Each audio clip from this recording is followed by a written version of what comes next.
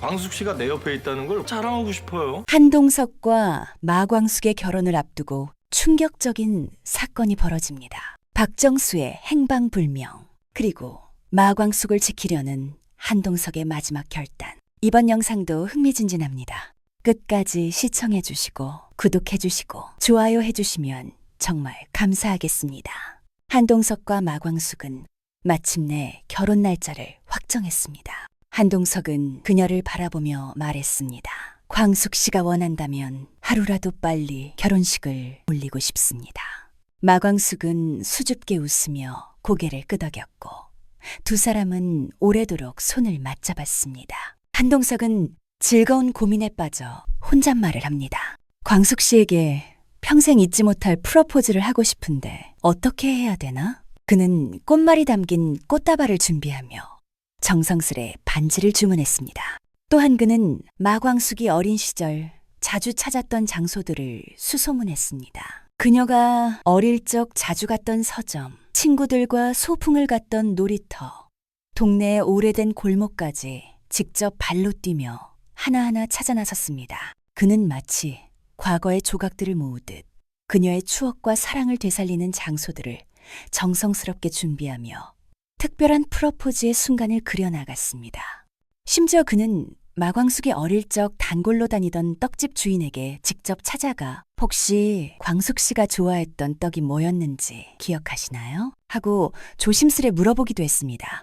놀이터 근처에서 사진을 찍으며 그 시절의 향기를 담으려는 듯 깊은 눈빛으로 하늘을 올려다보기도 했고 오래된 골목길에서는 그녀 이름을 조용히 불러보며 자신만의 프로포즈 계획을 점검했습니다. 그는 생각했습니다. 광숙 씨가 살아온 시간 전체를 존중하고 기억하는 것이 나의 사랑을 보여주는 길이 아닐까? 이처럼 한동석은 진심과 정성을 담아 단 하나뿐인 프로포즈를 준비하고 있었고 그녀의 웃음을 위한 서프라이즈를 하나하나 완성해가고 있었습니다. 그러던 중에 뜻밖의 일이 벌어졌습니다. 다음 날 아침 박정수의 방은 텅 비어 있었습니다. 침대 머리맡에는 단 한 장의 편지만이 놓여 있었습니다. 나는 아직 그 사람을 잊을 수가 없어. 한 번은 꼭 보고 싶어서 그분을 찾으러 떠날 거야. 그 편지 봉투 안에는 박정수의 첫사랑, 이미 세상을 떠난 그 남성의 사진이 함께 들어 있었습니다. 분명 장례식에 가서 조문까지 다녀왔는데도 박정수는 그 남성을 찾아 나선 것이었습니다. 마광숙은 사진을 쥐고 오열했습니다. 어머님, 왜 지금 와서 또 그분을? 치매는 기억을 지우고 사랑만 남긴 것이었습니다. 박정수는 얼마간의 기억을 잊은 채 마치 그 남성이 아직 살아있는 듯 그의 흔적을 따라 호련히 사라진 것입니다. 마광숙은 그대로 주저앉았고 한동석은 곧바로 경찰에 신고했습니다. 그들은 박정수의 마지막 행적을 파악하기 위해 동분서주하기 시작했습니다. 한동석은 직접 경찰서에 찾아가 함께 근처 역, 시장, 버스 정류장 등 실종 당일 주변 CCTV를 확보하며 경찰 수색과 병행해 지인과 지역, 상인들에게 수소문을 했습니다. 한동석은 현장에서 경찰들과 함께 실종 지점 주변을 꼼꼼히 확인하며 말했습니다. 제발 우리 장모님을 꼭 찾아주십시오. 부탁입니다. 지친 마광숙을 대신해 수색 현장마다 뛰어다니며 동분서주하는 그의 모습은 말이 아닌 행동으로 가족을 지켜내려는 진심이었습니다. 그러나 이 와중에 더 큰 폭풍이 몰려오고 있었습니다. 갑작스러운 뉴스가 화제가 됐습니다. 대기업 오너 한동석 결혼 앞두고 충격 발언 논란. 뉴스에는 박정수의 음성이 들어있었습니다. 우리 광숙이 말이에요. 사실은 제 딸일 수 있어요. 그게 참 오래된 얘기지만 그 목소리는 분명 박정수의 음성이었습니다. 사건의 전말은 이랬습니다. 박정수의 치매 증상이 심해지면서 사람들을 만날 때마다 이런 얘기들을 했던 것입니다. 불특정 다수에게 무심코 한 말들이었지만 누군가 그것을 몰래 녹음해 언론에 제보한 것이었습니다. 한순간에 대기업 오너 신부 출생의 비밀, 치매 장모의 혼잣말 같은 자극적인 키워드가 인터넷상에서 화제가 되었고 뉴스 댓글은 온갖 루머와 추측으로 가득 찼습니다. 한동석의 회사 내부에서 회의가 긴급히 소집됐습니다. 회장님, 이번 사태는 그룹 이미지에 상당한 영향을 미칠 수 있습니다. 결혼 발표는 당분간 보류하는 것이 좋겠습니다. 하지만 한동석은 단호하게 말했습니다. 아닙니다. 이건 저와 마광숙 씨의 문제입니다. 그 누구도 이 결정을 흔들 수 없습니다. 마광숙은 자신의 과거가 또다시 상처가 되어 돌아온 현실 앞에서 고개를 들 수조차 없었습니다. 그러나 이 위기 속에서 한동석은 다시 한번 그녀의 곁에 서기로 결심합니다. 제가 끝까지 이 사람을 지키겠습니다. 그리고 그 증명을 세상 앞에서 하겠습니다. 그러면서 한동석은 기자회견을 열기로 했습니다. 다음 날 한동석은 결의를 다지며 양복의 단추를 채웠습니다. LX 호텔 로비에는 이미 수십 대의 카메라가 설치되어 있었고 언론사 기자들로 붐비기 시작했습니다. 그가 단상에 오르자 카메라 플래시가 연신 터졌고 현장은 숨소리조차 조심스러웠습니다. 그는 준비한 원고 대신 두 손으로 마이크를 감싸주며 말문을 열었습니다. 저 한동석은 지금 제 인생에서 가장 소중한 사람에 대해 말씀드리고자 이 자리에 섰습니다.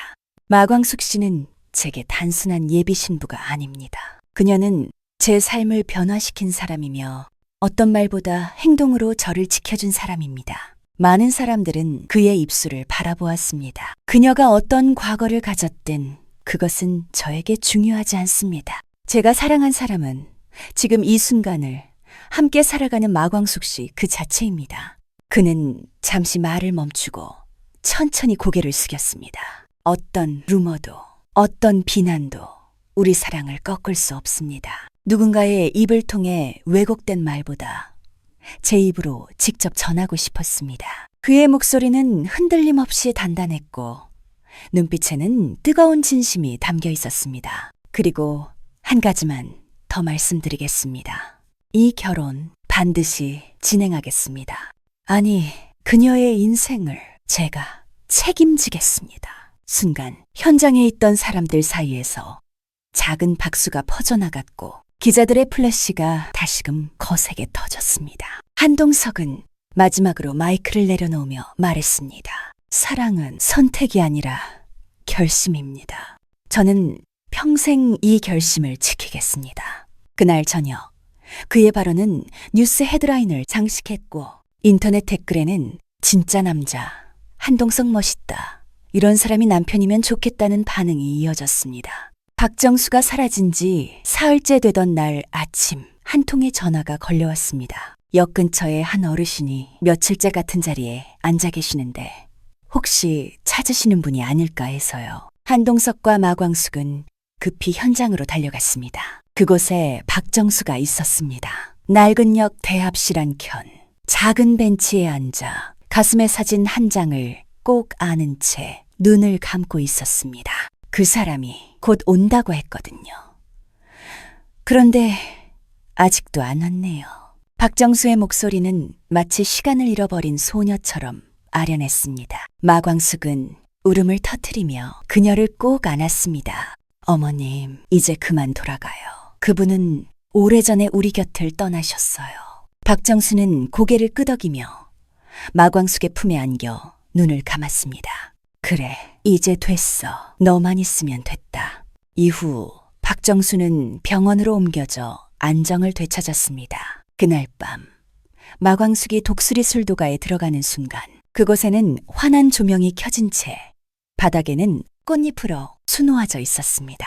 그리고 그 끝에 한동석이 서서 기다리고 있었습니다. 광숙 씨, 그는 조용히 입을 열었습니다. 우리는 너무 먼 길을 돌아왔습니다. 지금 이 순간 누군가의 딸이라는 이유로 당신이 흔들려야 할 이유는 없다고 생각합니다. 당신은 누구보다 강하고 따뜻한 사람이고 제가 평생 지키고 싶은 단 한 사람입니다. 마광숙은 떨리는 목소리로 말했습니다. 정말 괜찮으시겠어요?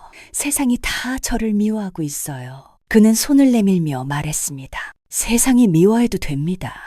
제가 사랑하니까요. 그는 천천히 반지 상자를 열었습니다. 평생 제 곁에 있어 주시겠습니까? 광숙 씨가 웃을 수 있는 모든 순간 함께 하겠습니다.